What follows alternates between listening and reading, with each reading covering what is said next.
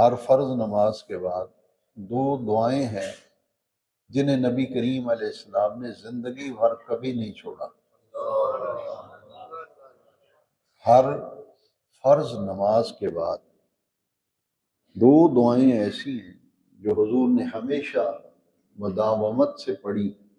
ان میں سے ایک دعا جو ہے وہ آپ نے ہمیشہ پڑھی، اور دوسری دعا جو ہے وہ نبی کریم علیہ السلام صحابہ کی رعایت فرماتے تھے، اور کبھی حضور اس دعا کو پڑھتے اور کبھی آپ اسے مؤخر کر دیتے۔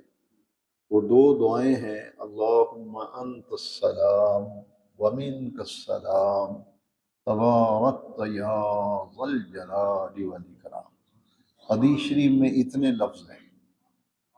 کوئی امام اگر یہ دعا مانگے تو بعض نمازی حضرات اعتراض بھی کرتے ہیں کہ یہ بڑی چھوٹی سی دعا کی ہے امام صاحب نے، اور اس میں کچھ اپنی طرف سے اور لفظوں کا اضافہ کرتے ہیں، جبکہ حدیث شریف میں بس اتنی دعا نبی کریم علیہ السلام ہمیشہ پڑھتے تھے۔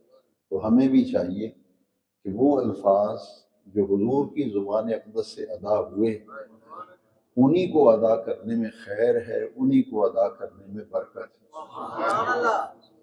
اللہم انت السلام ومنک السلام تبارکت یا ذا الجلال والاکرام۔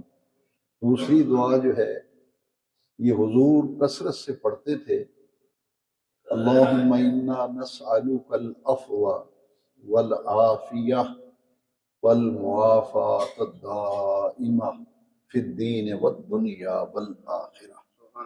یہ دو دعائیں تو فرض نماز کے بعد ضرور مانگ کر پھر باقی سنت نفل پڑھیں، اور ایک دعا کو زندگی بھر نہیں چھوڑنا۔